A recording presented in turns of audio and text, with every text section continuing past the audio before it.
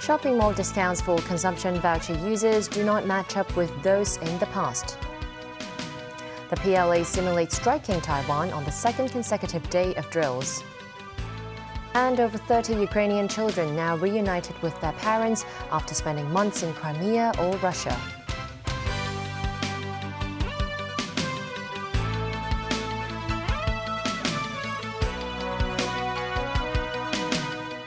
Welcome to TVB News. 7 days to go before the disbursement of the next installment of consumption vouchers.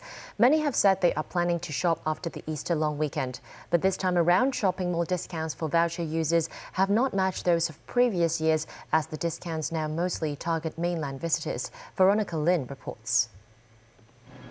3 days into the Easter long weekend, some businesses say the customer flow has been lower than expected. There aren't too many crowds in Mong Kok around noon. Even for cosmetics shops that are usually packed with tourists, no queues were seen outside the stores. Shop owners say many local residents are traveling over the long weekend. Other residents say they will only start shopping again when they receive the next batch of consumption vouchers. This man says he does not want to travel during peak periods given how expensive it is. Dining at a restaurant or going to a cinema will be a better alternative, he added. Financial Secretary Paul Chen wrote in his blog that the next installment of consumption vouchers of $3,000 will be disbursed next Sunday to give the retail and F&B sectors a boost. He added that the vouchers, along with the Happy Hong Kong campaign, will further help with the economic recovery in the city. Still, most shopping malls in popular areas only offer discounts to tourists, unlike the first 2 rounds of the voucher distribution, during which they offered discounts to voucher users.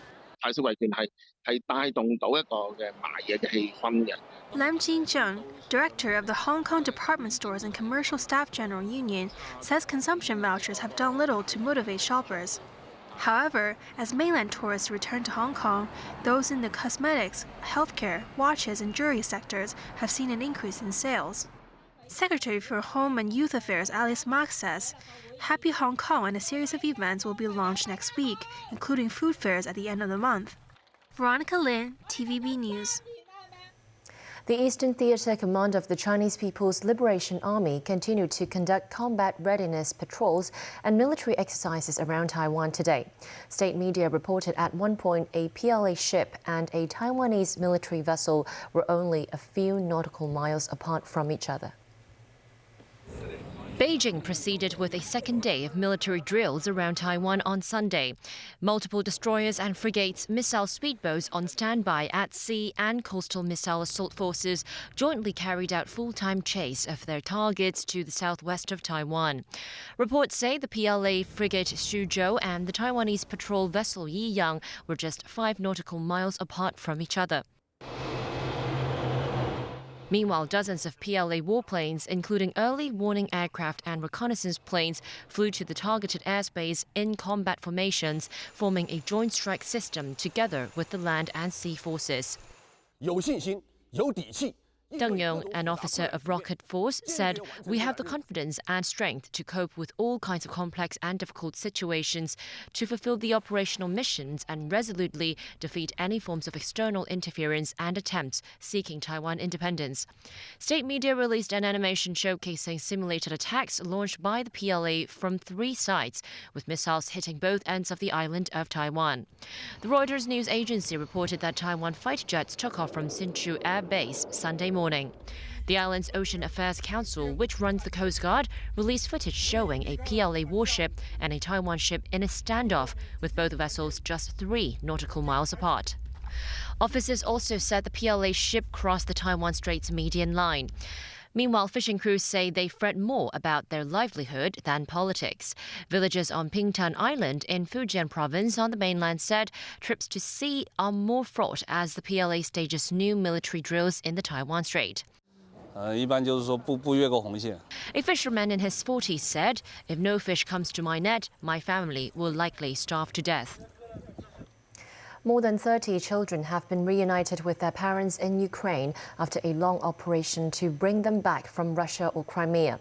Around 19,500 children are estimated to have been taken from the eastern regions after Russia's invasion last year, with Moscow saying they were evacuated for their own safety. Nazvi Karim reports.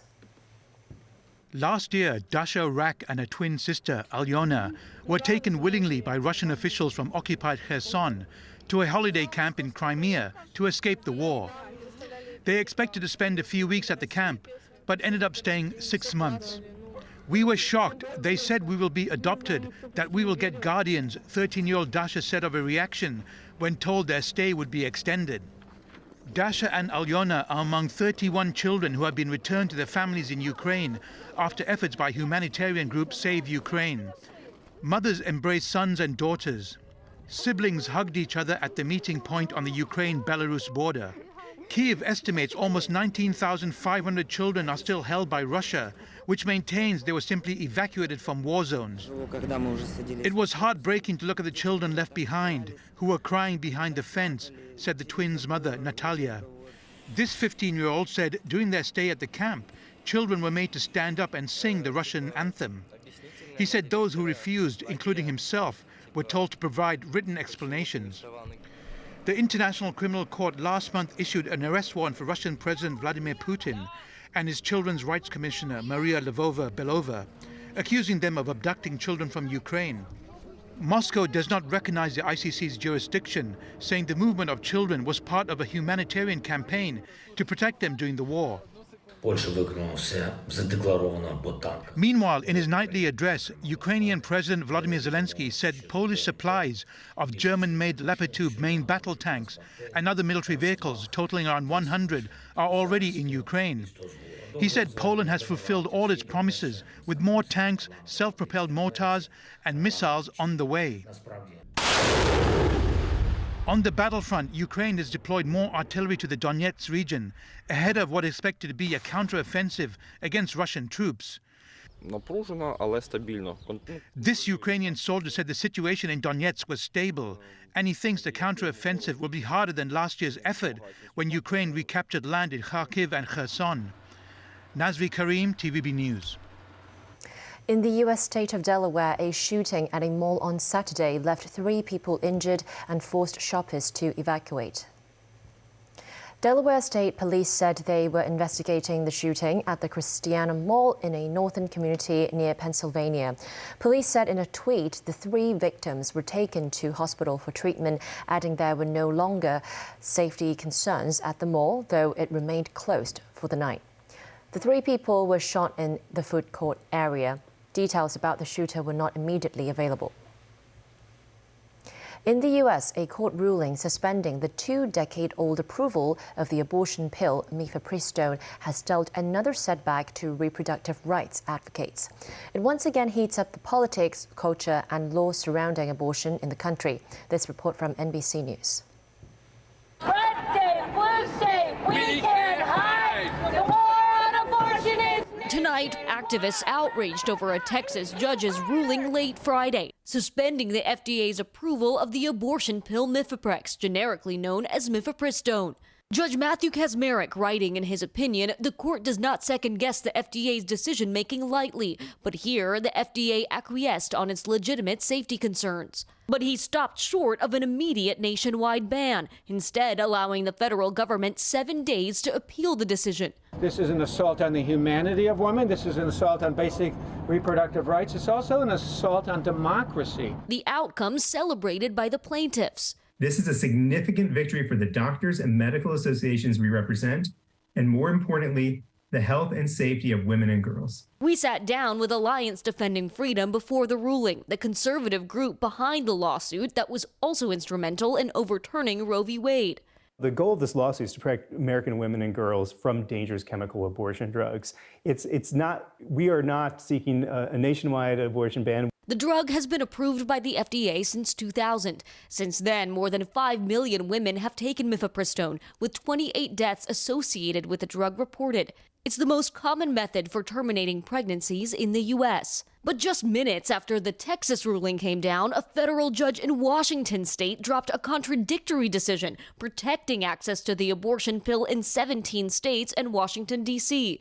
The dueling rulings now sowing chaos and confusion across the country. Still to come on tonight's news. Mass protests continue in Israel against a judicial overhaul plan. Locally, Songkran festivities on the streets of Kowloon City. And a month-long celebration of contemporary dance in the West Kowloon Cultural District.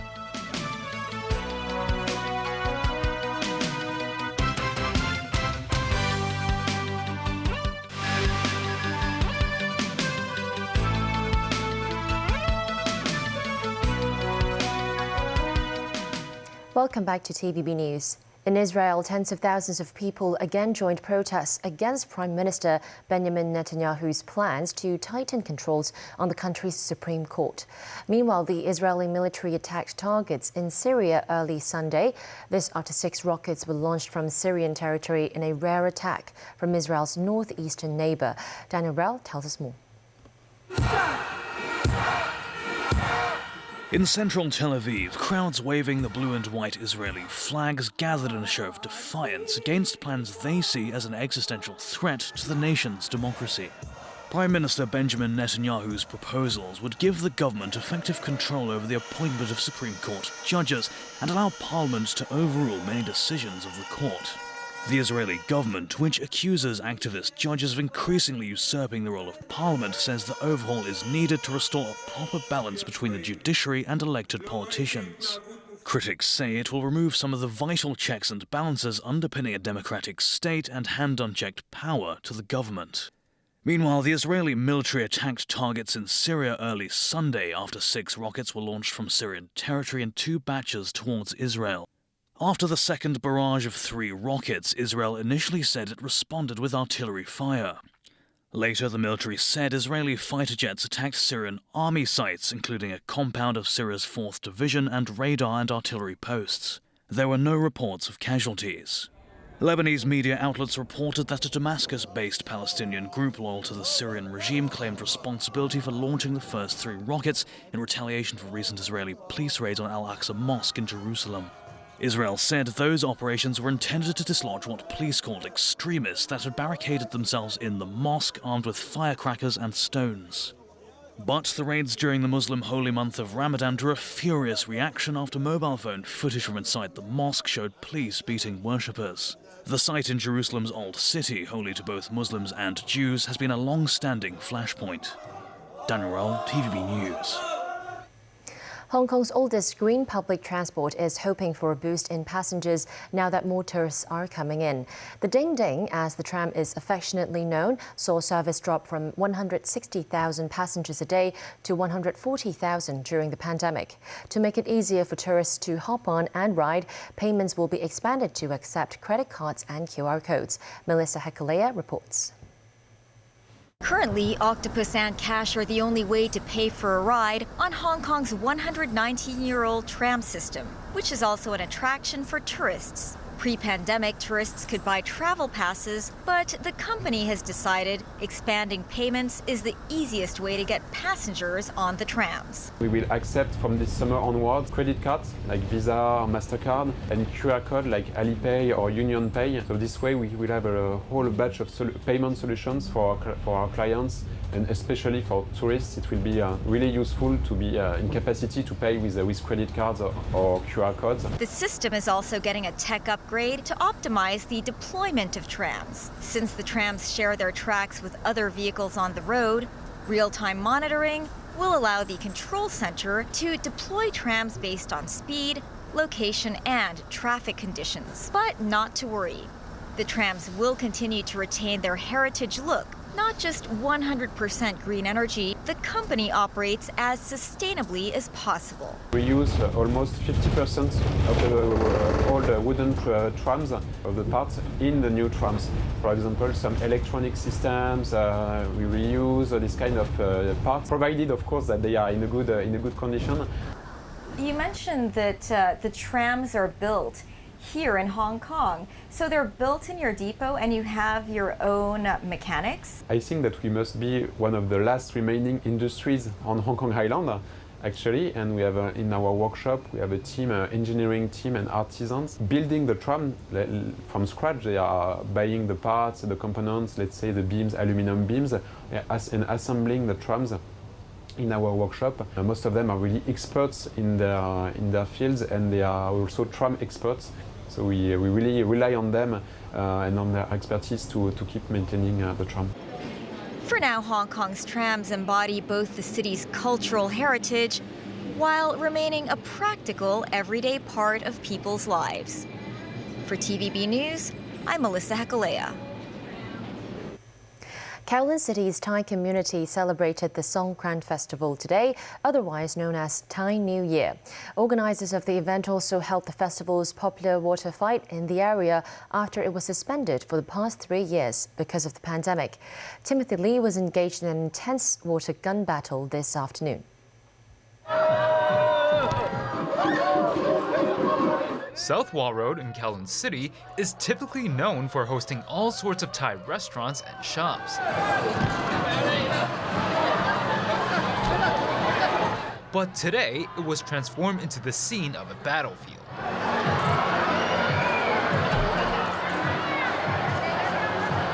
Water fights, a major part of the Thai Songkran Festival, have become a significant marker of Thai culture in Hong Kong. The event also welcomes the inclusion of the city's non-Thai population. Many from home and abroad arrived at Kowloon City today just to have a chance to take a good shot at other revelers. I don't think you're ever too old to have a water gun fight. We put a change of clothes in the locker room over in the leisure centre. I'm looking forward to the Thai boxing as well, actually. Oh, I'm dying for the water fights. My baby's going to go to my husband. My husband's going to hang on to the younger one, and my little one is, my eldest son is just sleeping right now, but when he wakes up, he is ready for the fight. To fully immerse yourself in Songkran, visitors can try to spray and pray. With Buddhism and religious rituals playing an important role in the festival, several monks at the Songkran Fair at Carpenter Road Park offered their blessings for the people of Hong Kong. Thai New Year is same like Chinese New Year, that the people should have a lucky. The New Year is just like a start new life.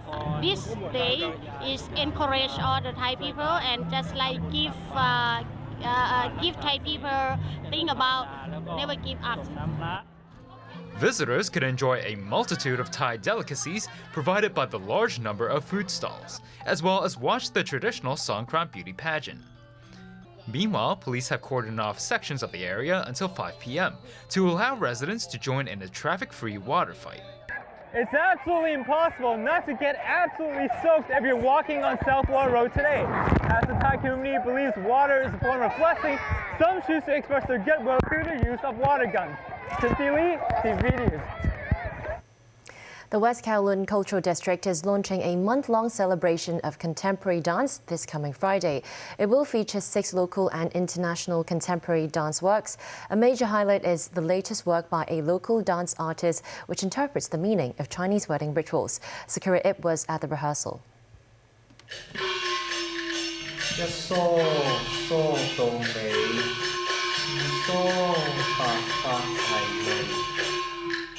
Marriage plays an important role in Chinese culture. A series of traditional Southern Chinese wedding rituals, including the crying wishes from the walled villages in the new territories.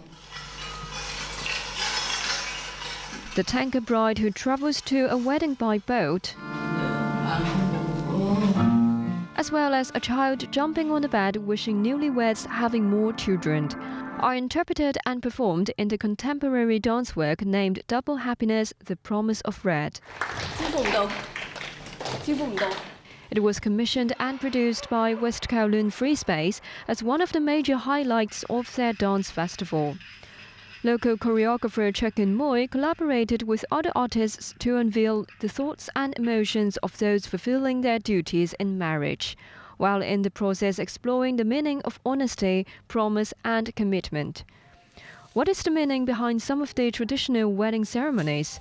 An expert, a male wedding chaperone who made his way into a profession traditionally dominated by women, explained the significance of the rituals. A lot of people have their concepts, oh, Chinese wedding is so maxi, a lot of things to do. But these things is presenting, saying thank you to their parents. For example, to have a tea ceremony, because you need to give a tea to your parents. They will think, thank you, you are at down now. They will feel grateful. You are the big bird now, you can fly now. Some people prefer grand weddings, while some prefer simple. There are a lot of ceremonies in Chinese wedding. Performers hope audience will reflect on the meaning behind the ceremony after watching the show. Running from the 14th of April to the 7th of May, the festival will showcase 6 performances created by female choreographers from different generations and places, such as Germany, Belgium and Israel, in offering fresh perspectives on gender and power relations. Sakura Ip, TVB News. That's the news for tonight. Thanks for watching.